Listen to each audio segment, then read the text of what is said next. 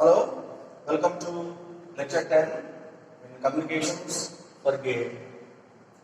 So in the previous lectures we have solved numerous gain-oriented problems in the calculation of output signal to quantization, quantization and PCM considering uniform quantization. Okay, so if you recollect, the uniform quantization is where the number of the step size is constant or fixed, right? Now there is one more form of quantization that is called non-uniform quantization. Okay, so in non-uniform quantization, the step size will not be fixed, but the step size will change. Okay, right? So that is another form of quantization. So that is what we are going to discuss now. The topic is non-uniform quantization and companding. Okay, so what is this companding? We will discuss. So now you see for which cases you need non-uniform quantization. Okay, so that is the first question. So you pause the video for a moment and think about the answer for this question. Okay, and resume the video. Right. So I think you got the answer. Okay, right. So for non-uniform quantization, you apply this, in case of speech signals. Okay, right. But why? Why you have to apply non-uniform quantization for speech signals? Because when you take the speech signals and statistically it has been determined that the lower amplitudes in a speech they predominate when compared to the higher amplitudes. Okay, right? So speech signal when you take it will not be a perfect sine wave like a periodic signal, but the speech signal is like an arbitrary signal, a non-periodic signal having a range of frequencies from 300 Hz to 3.4 kHz. So when you are speaking, mostly the lower amplitudes they are more predominant when compared to higher amplitudes. In simple terms, the volume of your speech determines the amplitude of the speech when you convert that into an electrical signal. So when you are speaking, mostly this is lower amplitudes you will find. So now what happens is for this type of speech signal, so you perform uniform quantization considering fixed step size. Most of this quantization levels will not be used efficiently, right? Because the number of quantization levels are fixed in the range from plus n max to minus n max, and the step size is fixed. Now when you are having more number of lower amplitudes in the speech signal, these amplitudes will not use all the quantization levels which are provided in your uniform quantizer. So if you want to efficiently quantize the speech signal, the best way is to go for non-uniform quantization. Okay, where in this example which I have shown on the board, here as you can see we have taken a speech signal.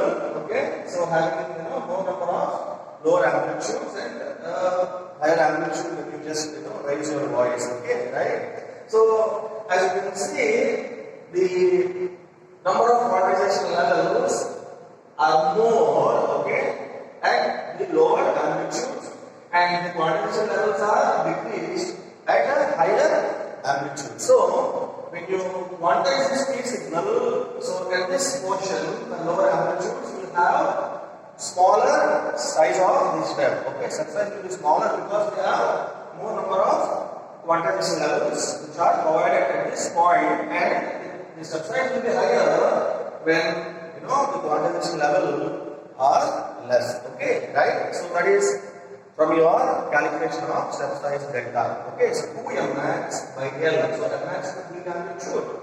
Max and max, that is the peak to peak. Okay, amplitude. So this form of quantization where the step size is small for lower amplitudes and step size will increase for higher amplitudes. Okay, or in other words, more number of quantization levels for smaller amplitudes and lesser quantization. Okay. So because the step size is not fixed, but it is varying. Okay. But however, we cannot predict exactly how a voice signal it looks. Okay, right? Because it is like like a random signal. For example, say I cannot predict how a voice signal it comes to the input to your non-uniform quantizer. Okay, so how do I fix these quantization levels? Because I have taken a example here, so I have considered the quantization levels like that. But can we exactly predict how a voice signal will arrive at the input to the quantizer, the non-uniform quantizer? Okay, so it is a difficult task, even though we can use some adaptive process where the step size, the quantization levels are automatically changed based on the input variations in the signal, okay, that is arriving at the input to the non-uniform quantizer. But that entire task will be much more complex, okay, right, to implement.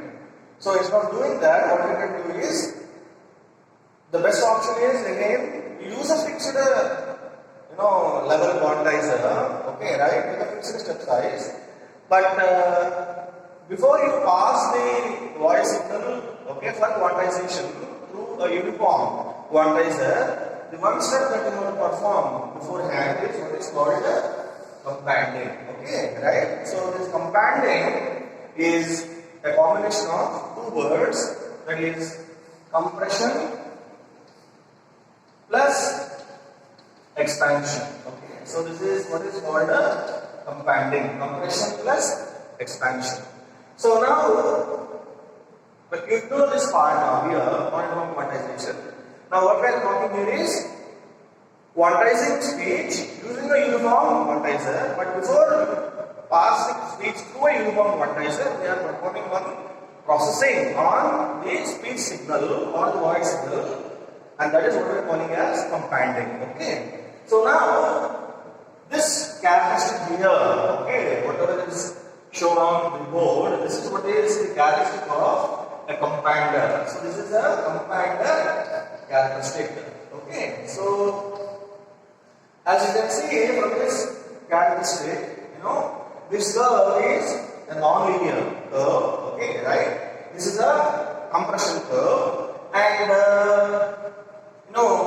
the x-axis is the normalized input, okay, which is m by m max, okay, right, and y is the output, okay. So what the compressor will do? Compression is done at the transmitter, and expansion is what is done at the receiver, okay. So you first apply the voice signal or the speech signal to the compressor. So the compressor characteristic when it's in this way. Okay, right, like a non-linear characteristic. So these, increments along x, which we are calling as delta x. So this is here, you can see they are non-uniform. Okay, right. So these non-uniform increments along x, that is delta x, are mapped as uniform increments along y, and these uniform increments we are calling as delta y. Okay, so in other words, the larger increment along x is mapped or converted into a smaller increment along y, and the smaller increments along x are mapped into larger increments along y. Okay, right? So this non-uniformity along the x-axis is converted into uniformity along the y-axis as we are mapping the smaller increments along x into larger increments in y and larger increments in x into smaller increments in y. So maintaining uniform, delta y increments along the output of the compressor. Okay, so that is along the y-axis. Okay, so this is what is the processing, okay, that you do to a voice signal, okay, before you apply it to a uniform quantizer. Now because at the output we have uniform increments, so now this compressed voice signal is passed through a uniform quantizer having fixed step size and fixed number of quantization levels. So what is the value of quantization levels used for quantization of speech? and that discussion we have done in earlier lectures, that is 256 quantization levels are used. So when you use a 256 level uniform quantizer, so each sample is encoded into 8 bits. So the corresponding signal to noise ratio will be nearly 50 dB for speech signals. Okay, so that is what is a very important thing that has to be considered when the input is a speech signal. Okay, so please never pass a speech signal directly through a uniform quantizer, but use compression first, then pass it through a uniform quantizer. Okay, so like this, you can avoid this difficulty of having varying step size based on your input variations in the received signal at the input to a non-uniform quantizer. Okay, so we can avoid this concept of non-uniform quantization. This still is the concept that is available, but as I told you, practically, you have this difficulty, okay, in adjusting these quantization levels and the step size based on that input signal. Instead of doing all that stuff, what we can do,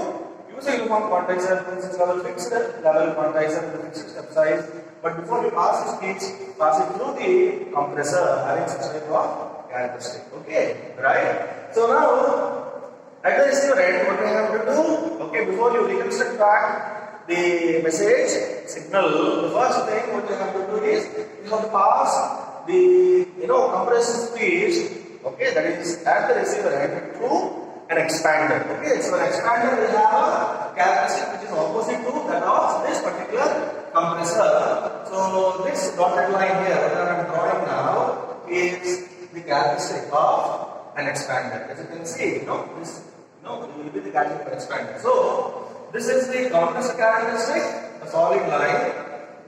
Okay, and this dotted line here indicates the expander characteristic. So what the expander will do now, from this uniform increments, okay, that converts back into the non-uniform increments at the output. Okay, so therefore you are getting back your original voice signal along with their respective actual amplitude levels. Okay, right after your expression process has been done. Okay, so like this step is what is normally employed for quantization of speech using uniform quantizer. So I repeat again. So when you quantize the speech, first pass the speech signal through a compander and then followed by a uniform quantizer having a 2-6 level quantization levels. Okay, right? So 2-6 level quantizer. That is what is the point.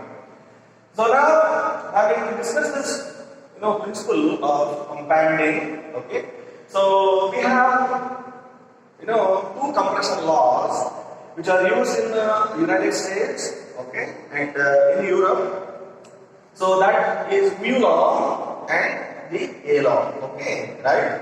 So this mu law here is defined as output y is natural logarithm of 1 plus mu into modulus of m by m max, that's normalized value, and input divided by natural logarithm of 1 plus mu into signum function SGM, signum function of m, where modulus m by m max is less than or equal to 1. Okay, so that is evident from the plot which we have shown for the comparative characteristic.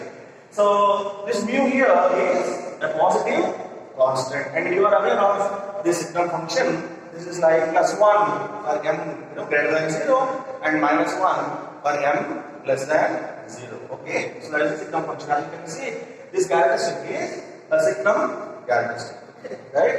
So that is mu law.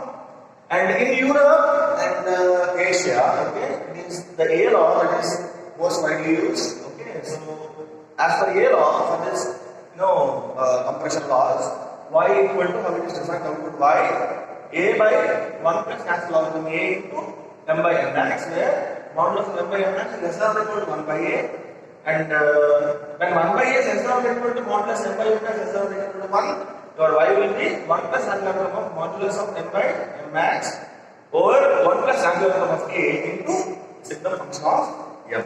So these are the results which are available directly after thorough research that has been done on this comparator. So we take the results directly. Okay, so you try to remember this definitions. Okay, for the mu law and A law. Okay.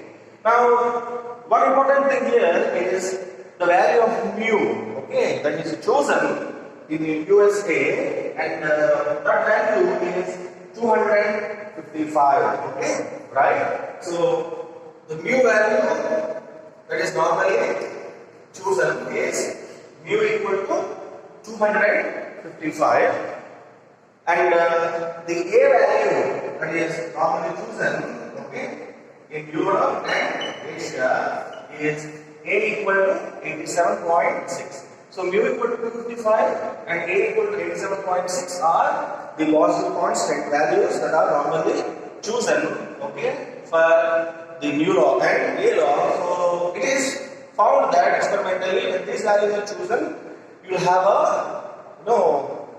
constant or a uniform output signal to noise ratio over a dynamic range of nearly 40 dB. Okay, when you take the dynamic range of the signal over 40 dB, so you will have a uniform signal to quantization noise ratio when these values are chosen. Okay, mu equal to 55 and A equal to 87.6. So that is what we have to understand. So this is the one important distinction that has to be done. Okay, for common examinations, for in general discussions, whenever you are trying to quantize pH signals, which are normally arbitrary type. Okay, right?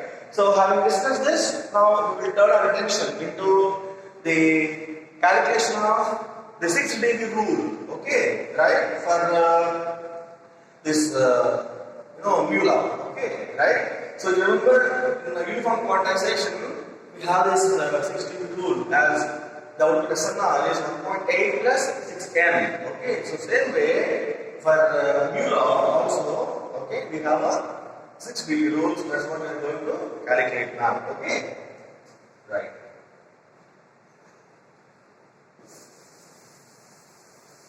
So we will solve this as a problem now, a simple problem.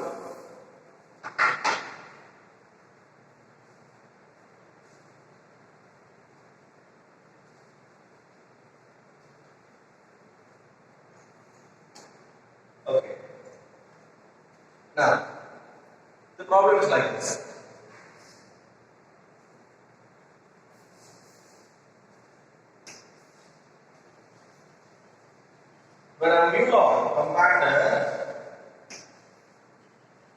When a mu law compander is used in PCM, when a mu law compander is used in PCM, the output SQNR for mu equal to mu greater than or equal to 1. Okay, for mu greater than or equal to far greater than 1. Sorry, for mu far greater than 1 is approximated